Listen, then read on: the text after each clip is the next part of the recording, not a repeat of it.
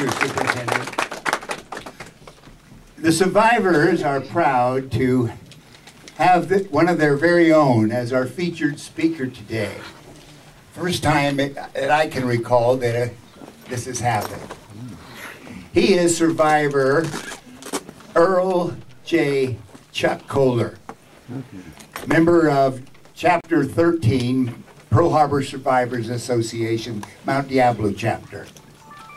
Chuck was born in central Minnesota and received initial training at the Great Lakes Naval Training Center in Illinois. He received additional aviation schooling before finding himself aboard the aircraft carrier Lexington, bound for Pearl Harbor in October of 1941.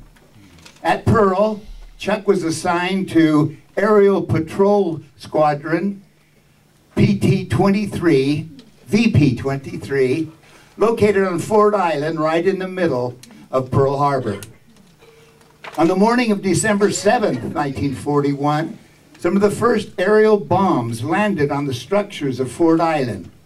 And although wounded, Chuck led a charge into a nearby construction ditch, and he opened up fire on attacking planes with .50 caliber machine gun fire. And I swear, Chuck, you must have hit a few. After Pearl, Chuck requested that he stay in the Pacific Theater, and he participated in the dangerous island hopping expeditions all the way through 1945. He remained in the Navy until 1947, when he was honorably discharged, and he remained a reserve until 1954. In that year, 54, he married his lovely wife, Judy, and Chuck says it's been a honeymoon ever since. They have 4 children, but that's just not even half of it. They have 16 grandchildren, and their 17th great-grandchild is due any day this month. That's the Kohler clan, and some of them are with us today. They've lived in Concord for 44 years. The survivors are proud to present a fellow survivor, Mr. Earl J. Chuck Kohler.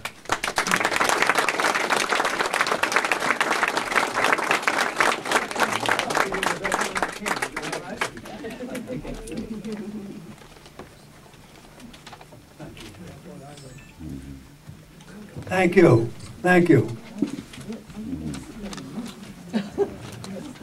My fellow survivors and I are honored to be with you here today, to stand before you not only as living reminders of that long, long ago event, but also to be here as standing and speaking representatives of over 2,400 other military individuals who, because of that event, have been unable to stand or to speak for themselves for 70 years past. Also, we stand before you in remembrance of over 80,000 other military individuals, Navy, Marine Corps, Army, Army Air Corps, Coast Guard, who, like ourselves, survived that event, but have themselves since passed on. It was 70 years ago this morning, at approximately 7:51 a.m. Hawaiian time, that aerial bombs, torpedoes, and machine gun bullets began raining down on those of us on the ships, military installations, and even on some of the civilian population on the island of Oahu, territory of Hawaii. It was 70 years ago this morning that the once roaring, blazing guns aboard the mighty battleships Utah, Oklahoma, and Arizona fell forever silent as those great ships, with many of their brave and valiant crew members still at their battle and duty stations, slipped beneath the oil-covered, burning waters of Pearl Harbor. In the many days and years that have since passed, I have oft times wondered, as I did this morning, and as I would ask each of you to take a moment to wonder with me now. Have those brave and valiant crew members on each and every day that has since passed, did they this morning, and will they forever stand muster, still manning their battle and duty stations there, beneath the calm and peaceful waters of a harbor they gave their lives to defend? Think about it. Think about it. The calm and quiet of that long ago Sunday morning on a peaceful Pacific Island paradise was first interrupted by the faint, faraway drone of enemy aircraft engines, then totally, completely, and forever unforgettably shattered by the roar of exploding bombs, torpedoes, shipboard ammunition magazines, by the cannons' roar, the machine guns' rattle, the cries of the wounded, and the sighs of the dying. I have came to feel that no one who stood as they did that day at Pearl Harbor or any other military installation or vessel under attack on or at the island of Oahu on December 7th, 1941, a date that has lived in infamy, should ever be considered less than a patriot. Those of us of the Navy, Marine Corps, Army Air Corps, Coast Guard were caught off guard and badly, badly beaten that morning. But those of us who survived picked ourselves up, dusted off our pride, tended to our wounded, and buried our dead. Then recovered and repaired those ships, aircraft, vehicles, artillery, whatever all else could be, recovered and repaired. And in the ensuing months and years, with almost 100% support and involvement here on the home front, we began to receive an almost unending supply of new ships, aircraft, artillery, vehicles, ammunition, freshly trained troops, and whatever all else we stood in need of. With these things at hand, those of us of the combined military forces of the United States and some of its allies set out upon, over, and under the waters of the vast Pacific and Atlantic Oceans, other areas of navigable water, flyable airspace, and approachable land, not only to seek out, but to destroy those who would destroy us. It took a considerable length of time and at a great loss of men and equipment, and we did not win every battle. But we damn sure won that war. And I can tell you with...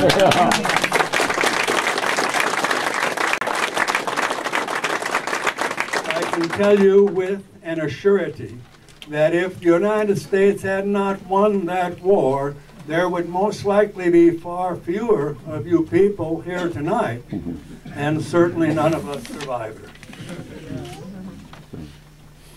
1 year ago today, along with some of my fellow survivors, I was back at Pearl Harbor. For most of those, I think they'd been there a number of times.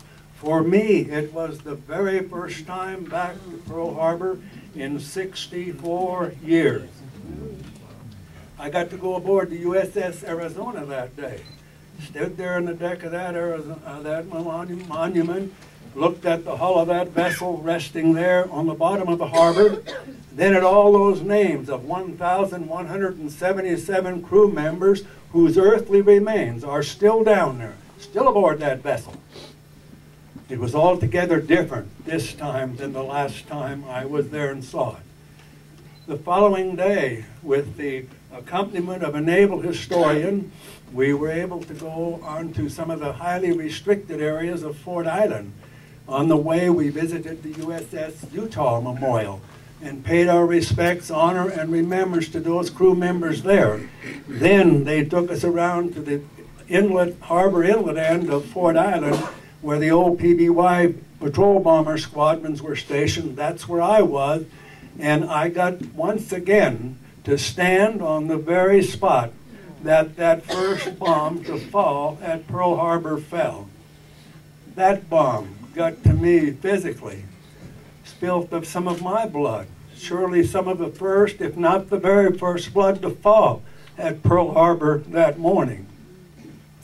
A little later, I got to man a .50 caliber machine gun, and I was able to express my displeasure with that .50 caliber machine gun, and I think changed that lead pilot's mind about bringing his group of 9 craft back to machine gun us a second time. Thank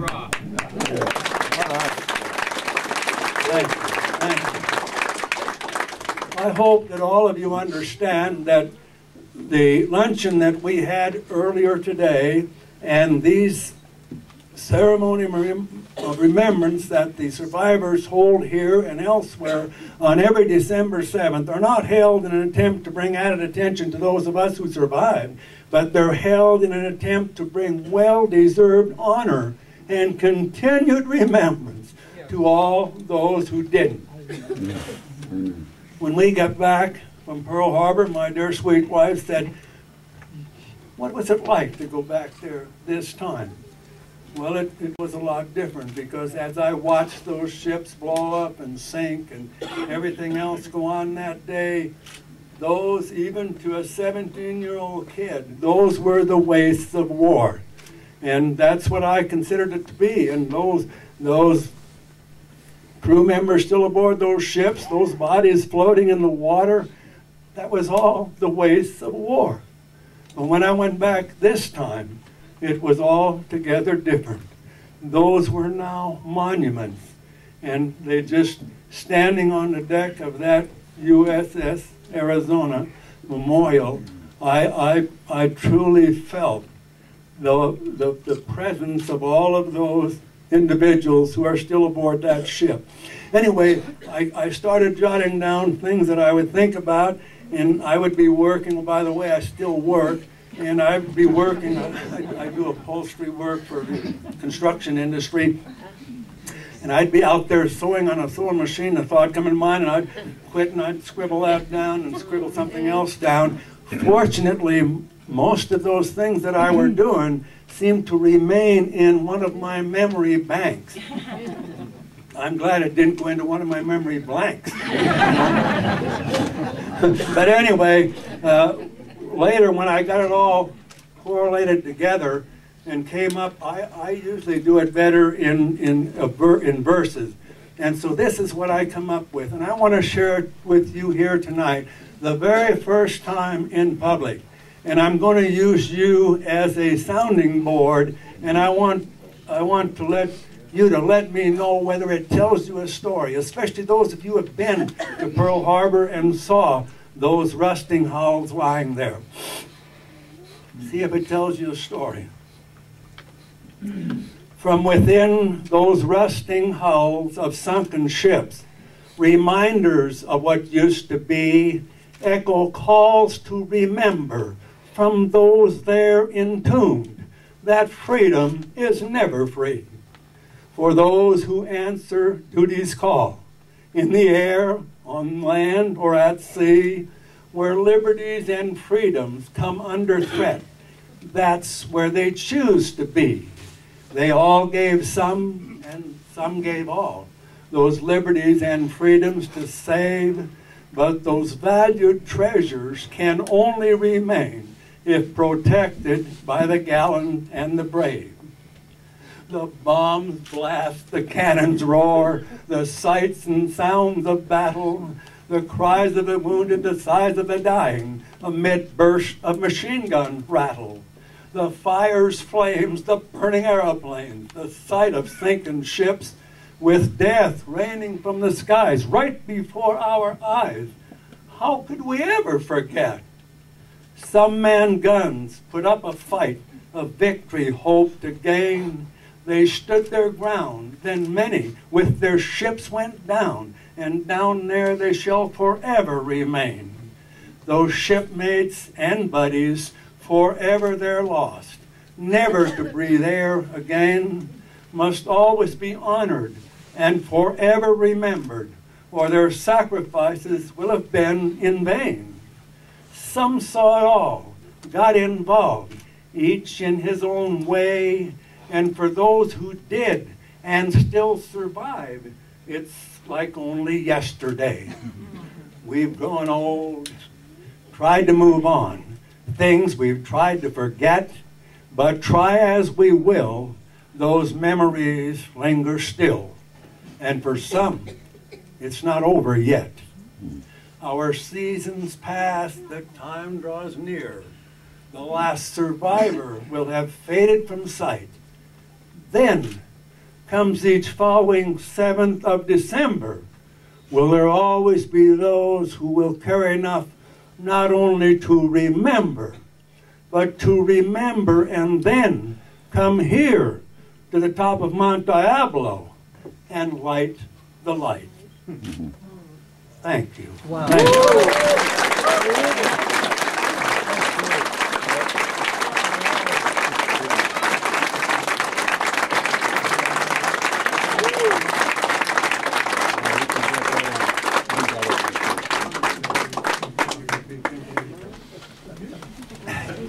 That was energetic and patriotic. Chuck Kohler.